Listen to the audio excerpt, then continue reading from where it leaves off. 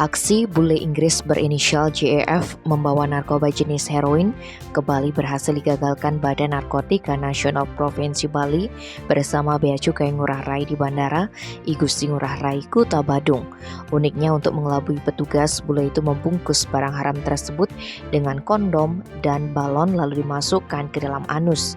Dalam rilis pers BNNP Bali Kamis 29 September, Kepala BNNP Brigjen Pol Gede Sugianyar Dwi Putra didampingi Kabid Pemberantasan Putu Agus Arjaya dan Kepala Bea Cukai Ngurah Rai Mira Puspita Dewi menjelaskan pengungkapan perkara ini berawal dari profiling yang dilakukan petugas Bea Cukai terhadap penumpang yang gerak-geriknya mencurigakan di terminal kedatangan Bandara Ngurah Rai Selasa 6 September sekitar pukul 00.06.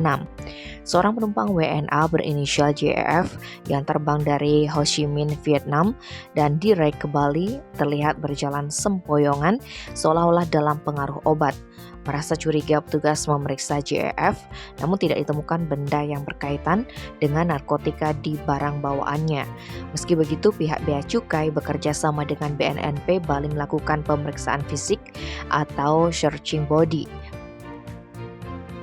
Anehnya, bule berkebangsaan Australia alias kewarganegaraan ganda ini menolak. Setelah diberikan penjelasan, pelaku bersedia diperiksa. Akhirnya ditemukanlah benda asing bersarang di anusnya.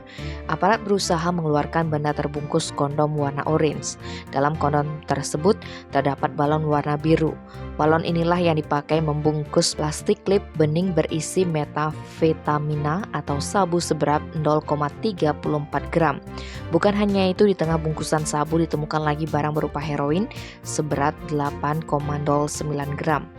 Pelaku mengaku memasukkan narkoba secara anal sebelum keberangkatan dari Vietnam. Bule Parubaya ini mengaku tinggal di Bali sudah 1 tahun. Selama setahun, pria yang berprofesi sebagai instruktur diving ini sudah 3 kali melakukan penerbangan dari Vietnam ke Bali. Tim Bali Express melaporkan.